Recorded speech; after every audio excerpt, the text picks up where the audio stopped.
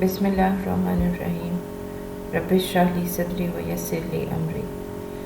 अस्सलामु अलैकुम बच्चों, आज हम मुतालिया पाकिस्तान के लेक्चर्स का भी आगाज़ करेंगे। कुछ टॉपिक्स मैं आपको कॉलेज में पढ़ा चुकी हूँ। आज जो मेरे लेक्चर का मौजू है वो तहरीक अलीगढ़, इसकी तालीमी, सियासी, इल्मी, अदबी ख़दमात और माशरती पहलू जो है उसको हम डिस्कस करेंगे। ये तहरीक दरअसल सर सैयद अहमद ख़ान ने 1857 की जंग आज़ादी के बाद मुसलमानों के साथ जो सलूक किया जा रहा था उसके रद्द अमल के तौर पर शुरू की। मुसलमानों की निशत सानिया इसका बुनियादी मकसद था। सर सैयद ने खटाटोप अंधेरों में कौम की बहाली का बेड़ा उठाया। उन्होंने अपनी सरगर्मियों का मरकज़ अलीगढ़ को बनाया, इसलिए इनकी तहरीक को तहरीक अलीगढ़ का नाम दिया गया। इस तहरीक ने बरे-सग़ीर के मुसलमानों की तालीमी, मुआशरती, मजहबी और सियासी ज़िंदगी को मुतासिर किया। सबसे पहले अब हम इसके तालीमी पहलू का जायज़ा लेते हैं। जंग के ख़ात्मे के बाद सर सैयद अहमद ख़ान को जब सदर सदूर बनाकर मुरादाबाद भेजा गया तो वहाँ उन्होंने अपनी तालीमी सरगर्मियों का आगाज़ किया।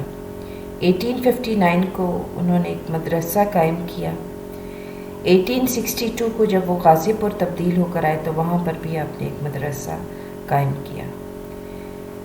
फिर जब सर सैयद ने महसूस किया कि जब तक मुसलमान अंग्रेज़ी की तालीम हासिल नहीं करेंगे उस वक़्त तक वो मुल्की तरक्की की दौड़ में शरीक नहीं हो सकते। इस मकसद के लिए उन्होंने इस बात को महसूस किया कि जब तक अंग्रेज़ी अदब का तर्जुमा उर्दू ज़बान में नहीं किया जाता उस वक्त तक बरे सग़ीर में और ख़ास तौर पर मुसलमानों के हवाले से उनको जदीद आलूम से आगाह करना नामुमकिन है। चुनांचे गाज़ीपुर में उन्होंने एक साइंटिफिक सोसाइटी की बुनियाद रखी। इसका बुनियादी मकसद मग़रबी उलूम को उर्दू में मुंतकिल करना था, यानी उर्दू में ट्रांसलेट करना था। इस सोसाइटी ने साइंस, तारीख़ और अदब की बहुत सी कुतुब का तर्जुमा किया उर्दू में। सर सैयद ने 1870 में कमेटी ख़ास्तगार तरक्की तालीम मुसलमानान हिंद कायम की, जिसने मुसलमानों की आला तालीम के लिए अलीगढ़ में Mohammedan oriental college MAO college कायम करने का फ़ैसला किया और इस मकसद के लिए मोहम्मदन कॉलेज फ़ंड कमेटी तश्कील दी गई।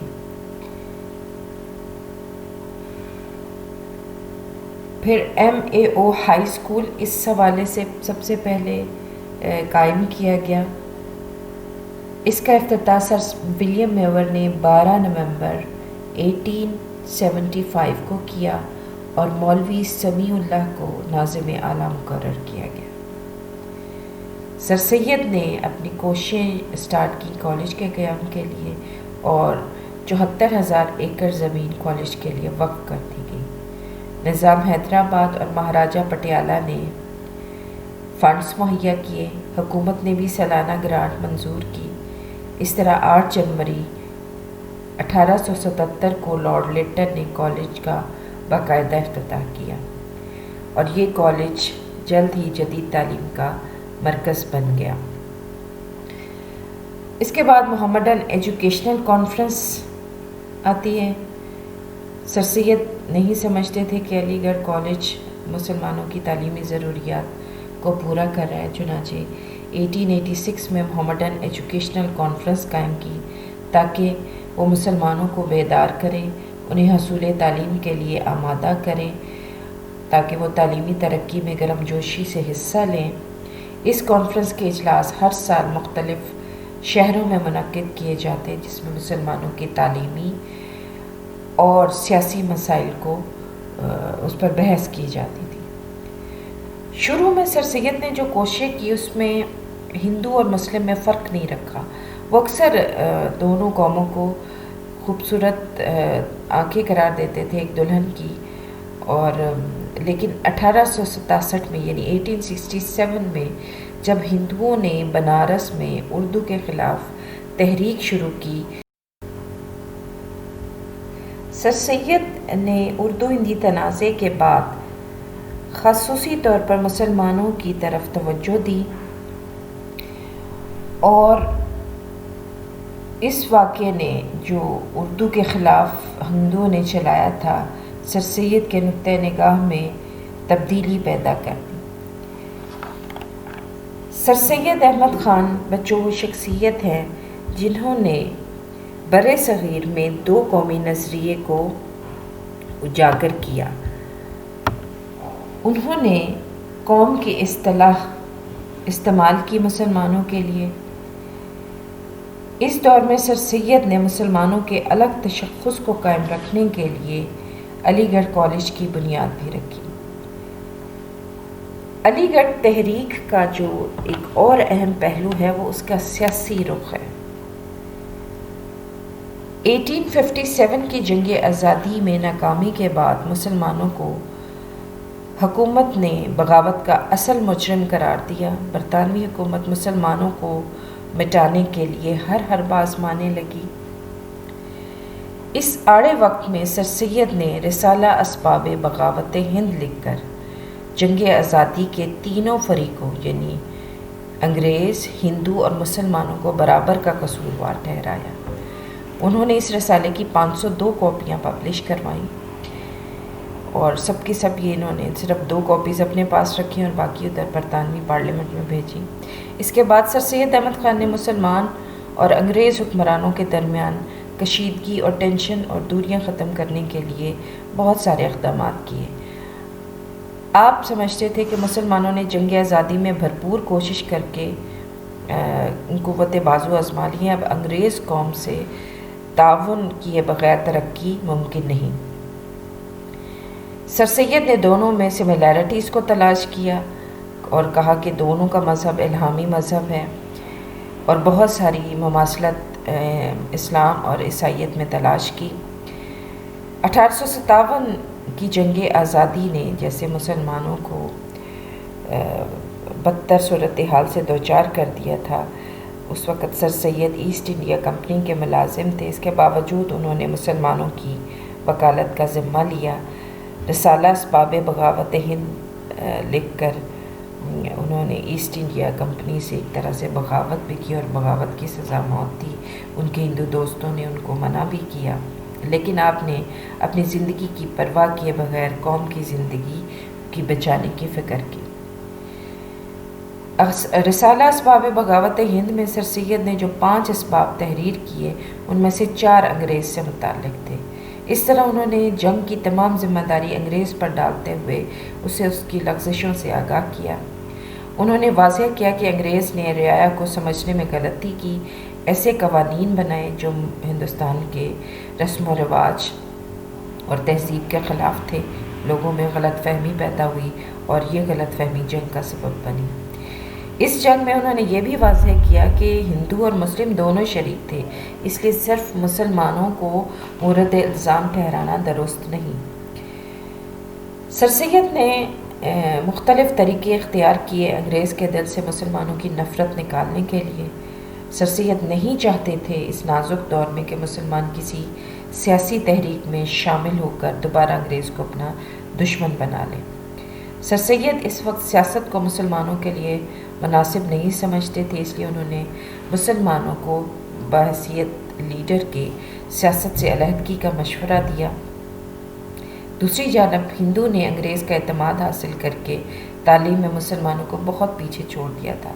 آپ یہ چاہتے تھے کہ مسلمان سیاست میں وقت ضائع کیے بغیر اپنی اصلاح کریں اور تعلیم کی طرف توجہ دیں، اور اس مقصد کے لیے آپ نے جیسے میں نے آپ کو پیچھے بتایا کہ مختلف تعلیمی ادارے قائم کیے۔ جب آل انڈیا نیشنل کانگریس قائم ہوئی تو سر سید نے مسلمانوں کو من حیث القوم اس جماعت سے الگ رہنے کا مشورہ دیا۔ پھر سر سید احمد خان جب کانگریس نے مطالبات کیے ہندوستان میں پارلیمانی فارم آف گورنمنٹ کے لیے، تو سر سید جو مغربی طرز کی جمہوریت تھی اس کو بر صغیر کے لیے درست خیال نہیں کرتے تھے۔ ان کا کہنا تھا کہ چونکہ بر صغیر کئی قوموں کا وطن ہے اور مغربی جمہوریت کے تحت جو ہے اس میں اقتدار بچوں سر سید بجا طور پر یہ سمجھتے تھے کہ اگر سادہ جمہوریت بر صغیر میں نافذ ہو جاتی ہے تو اس میں اقتدار کے مالک ہمیشہ اکثریت ہوتی ہے، اور اگر یہ جو نظام ہے بر صغیر میں نافذ ہو جاتا ہے تو پھر اقتدار اور اختیار جو ہے وہ ہندو اکثریت کے پاس ہوگا۔ اس کا مطلب یہ ہوگا کہ مسلمان قوم اپنے شاندار ماضی اور اعلیٰ تاریخی روایات کے باوجود ہندو اکثریت کی محکوم بن کر رہ جائے گی۔ آپ نے مطالبہ کیا کہ مسلمان ایک جداگانہ قومیت رکھتے ہیں، اس لیے یہاں پر جداگانہ انتخاب کا طریقہ رائج کیا جائے، ہندو اپنے نمائندے چنیں اور مسلمان اپنے نمائندے منتخب کریں۔ پھر سر سید نے سرکاری ملازمتوں کے حوالے سے بھی انگریز حکومت کو مسلمانوں کے تحفظات سے آگاہ کیا۔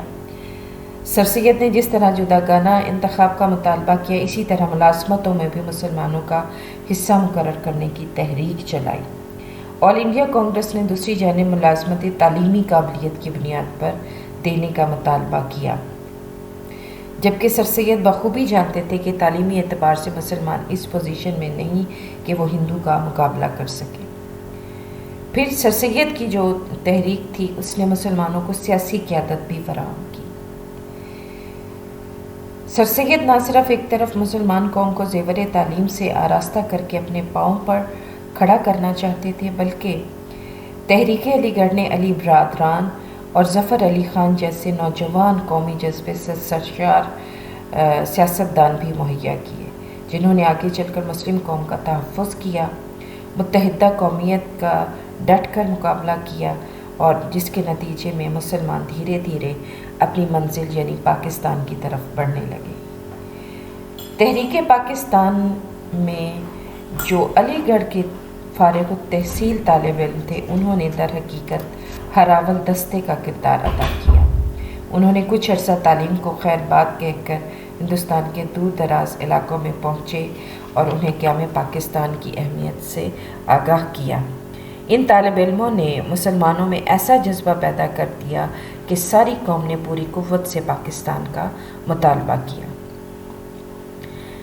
پھر 1906 میں مسلمانوں کا ایک وفد سر آغا خان کی قیادت میں وائسرائے منٹو سے ملا۔ اس کے پیچھے شملہ وفد کی تیاری کے پیچھے بھی تحریک علی گڑھ کی کوششوں کا ہی ثمر تھا۔ پھر اس کے بعد 1906 ہی میں دسمبر 1906 میں جب مسلم لیگ کی تشکیل ہوئی تو میں نے جیسے پیچھے پڑھایا کہ سر سید نے محمدن ایجوکیشنل کانفرنس قائم کی تھی۔ مسلم لیگ کا قیام اسی ایجوکیشنل کانفرنس کے سالانہ جلسے میں ہوا، اور ظاہر ہے یہ آپ سب کو پتہ ہے کہ مسلم لیگ ہی وہ جماعت ہے جس نے آگے چل کر 14 اگست 1947 کو مسلمانوں کے لیے الگ وطن حاصل کیا۔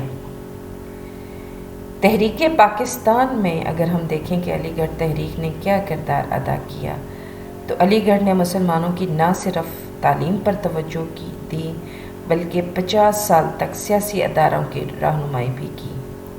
1906 کا شملہ وفد جس نے منٹو سے ملاقات کی، جداگانہ انتخاب کا مطالبہ کیا، مسلم لیگ کی تشکیل ایجوکیشنل کانفرنس کی سیاسی فکر کا نتیجہ تھی۔ اگر یہ کہا جائے بچوں کے قائد اعظم نے پاکستان کی جنگ علی گڑھ کے میدان میں جیتی ہے تو بھیجا نہیں ہوگا۔ علی گڑھ کے اولڈ بوائے ایسوسی ایشن آپ کے دست و بازو تھے۔ مسلم اسٹوڈنٹس فیڈریشن کی مرکزی تنظیم بھی علی گڑھ ہی میں قائم ہوئی۔ یہ تھا علی گڑھ کی تحریک کا سیاسی پہلو۔ اب ہم آتے ہیں اس کی علمی اور ادبی خدمات کی طرف۔ اس میں جو ہم پیچھے پڑھ چکے ہیں 1867 میں جو اردو ہندی تنازع ہوا، اس حوالے سے وہ سب سے اہم پوائنٹ ہے۔ پھر اس کے علاوہ جو آثار الصنادید ایک کتاب تھی جس میں دلی کی پرانی عمارتوں، کھنڈروں اور تاریخی آثار کے بارے میں معلومات فراہم کی گئی۔ اس کا مقصد مسلمانوں کے شاندار ماضی کو محفوظ کرنا تھا۔ اس تصنیف کی وجہ سے آپ کو ایشیاٹک سوسائٹی لندن کا اعزازی رکن بھی بنایا گیا۔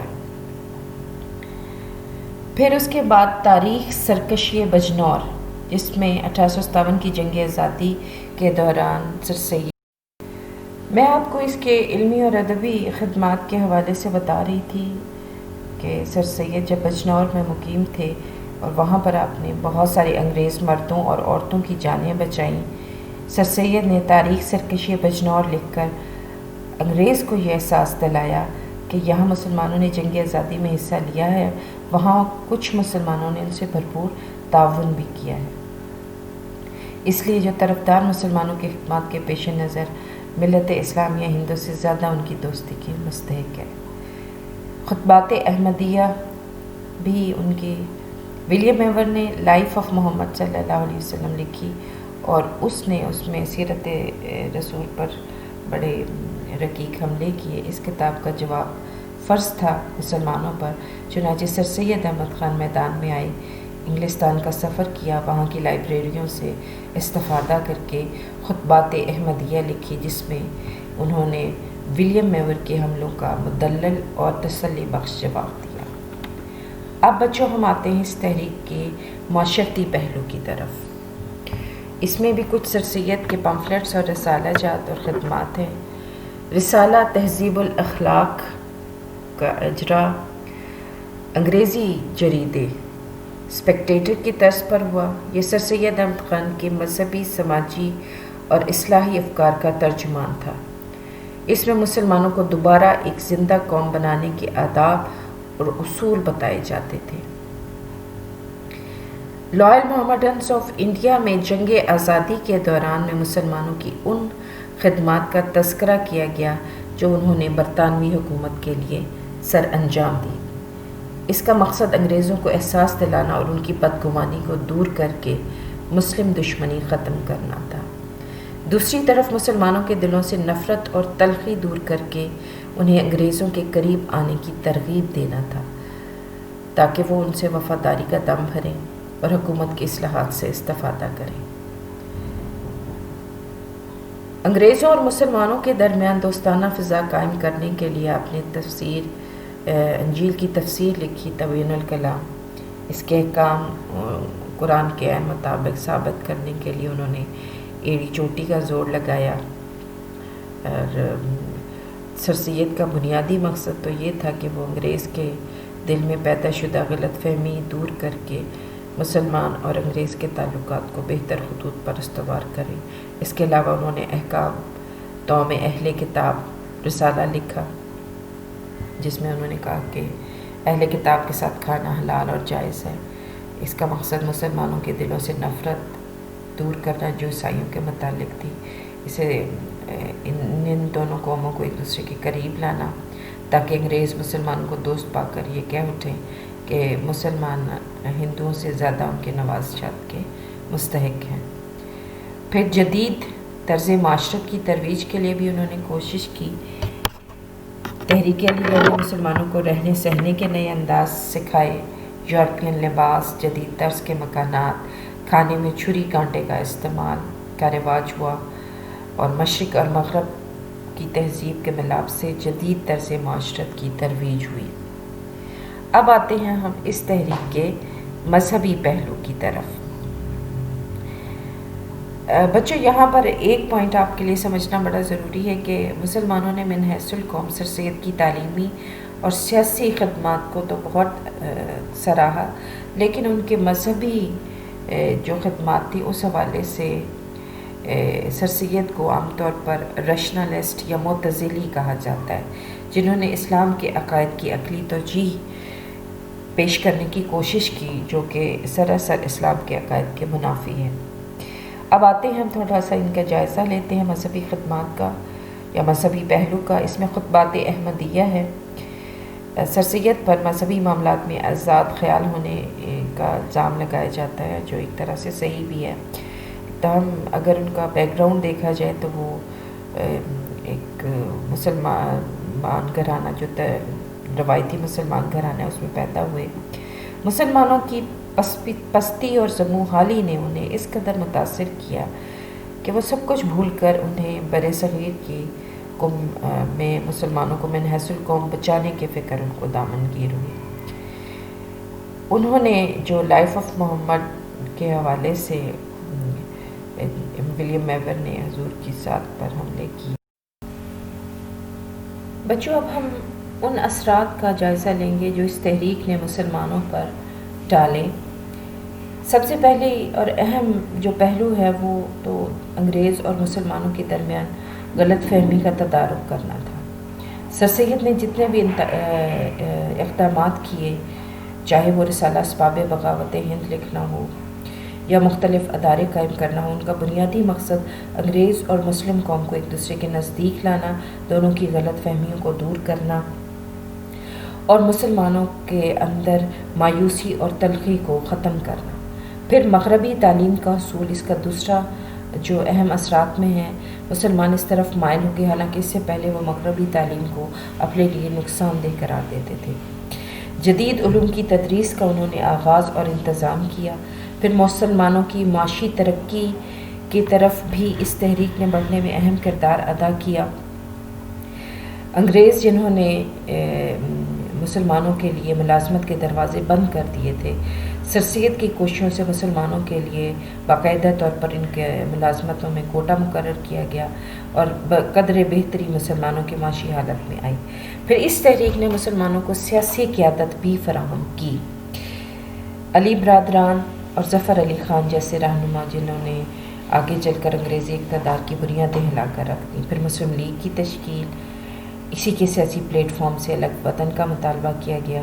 یہ تحریک تقریباً 50 سال تک مسلمانوں کے تعلیمی اداروں اور سیاسی اداروں کی رہنمائی کرتی رہی، اور اسی رہنمائی سے جداگانہ قومیت کا احساس پیدا ہوا اور آخر اس دو قومی نظریے کے بل بوتے پر الگ وطن کا حصول ممکن ہوا۔ اردو ہندی تنازع کے ریئیکشن کے طور پر سر سید نے اردو زبان کی ترقی کے لیے جو اقدامات کیے، اس نے اردو زبان کی ترویج میں بڑا اہم کردار ادا کیا۔ اس سلسلے میں سائنٹیفک سوسائٹی اور علی گڑھ انسٹیٹیوٹ گزٹ خاص طور پر اہم ہیں۔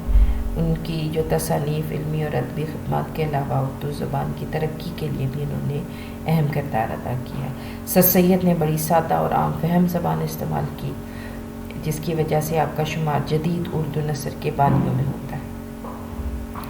جب کانگریس نے ایسے مطالبات کیے جو مسلم مفادات کے منافی تھے، جیسے پارلیمانی جمہوریت کا نفاذ اور سرکاری ملازمتوں کے حصول کے لیے مقابلے کے امتحانات کا انعقاد، تو سر سید نے ان دونوں مطالبات کو مسلمانوں کے لیے ضرر رساں قرار دیا، مغربی جمہوری نظام کو برصغیر جیسے ملک کے لیے ناقابل عمل قرار دیا اور مسلمانوں کے لیے جداگانہ انتخاب اور ملازمتوں میں کوٹہ مقرر کرنے کا مطالبہ کیا، اور یہی دو مطالبے ہندوستان میں مسلمانوں کے مفادات کے تحفظ کی بنیاد بنے۔ مسلم اتحاد کو فروغ حاصل ہوا۔ علی گڑھ کے جیسے ادارے میں تمام ہندوستان سے مسلمان تعلیم حاصل کرنے آتے تھے، جس سے ان میں قوت، یگانگت اور اتحاد اور یکجہتی پیدا ہوئی۔ محمدن ایجوکیشنل کانفرنس کے ذریعے سے ہندوستان بھر میں مسلمانوں کو تعلیمی ادارے قائم کرنے کی ترغیب دی گئی، اور اس طرح جو ادارے قائم ہوئے ان میں بھی علی گڑھ کی جھلک موجود تھی۔ یہ درسگاہیں سیاسی وحدت، سماجی اور معاشی ترقی کا پیش خیمہ ثابت ہوئی۔ سر سید نے مسلمانوں میں معاشرتی اصلاح کی بھی کوشش کی۔ رسالہ تہذیب الاخلاق اور علی گڑھ انسٹیٹیوٹ گزٹ کو اس مقصد کے لیے استعمال کیا۔ مسلمانوں میں روشن خیالی پیدا کی گئی۔ قرآن پاک کی تفسیر لکھ کر انہوں نے مسلمانوں میں توہم پرستی، فضول رسومات اور جاہلانہ عقائد کو قائم کرنے کی کوشش کی۔ اس طرح علی گڑھ کی تحریک بہت سی معاشرتی برائیوں کی اصلاح کا باعث بنی۔ مذہبی افکار پر بھی اثر ہوا۔ سر سید چاہتے تھے کہ ایسی تعلیم دیں جس میں مسلمان طالب علم کے ہاتھ میں نیچرل سائنس ایک ہاتھ میں ہو، دوسرے ہاتھ میں مشرقی علوم اور سر پر لا الہ الا اللہ کا تاج ہو۔ تاہم علی گڑھ طلبہ کو مغربی علوم کے منفی اثرات سے محفوظ نہ رکھ سکا۔ علی گڑھ خالی کوٹ پتلون کی نمائش گاہ بن گیا اور مغربی تعلیم سرکاری ملازمت کے حصول کا ذریعہ بن گئی۔ تحریک پاکستان کے لیے بھی گائیڈ لائن اس نے مہیا کی۔ ہر شعبہ زندگی میں اس تحریک نے مسلمانوں کو قیادت مہیا کی۔ سیاسی میدان میں علی برادران اور ظفر علی خان جیسے رہنما پیدا کیے۔ قائد اعظم علی گڑھ کے طالب علموں کو اپنا دست و بازو کیا کرتے تھے۔ علی گڑھ کے طلبہ نے تحریک پاکستان میں اپنی تعلیم کو خیر بات کہہ کے مسلمانوں میں ایسا جوش اور ولولہ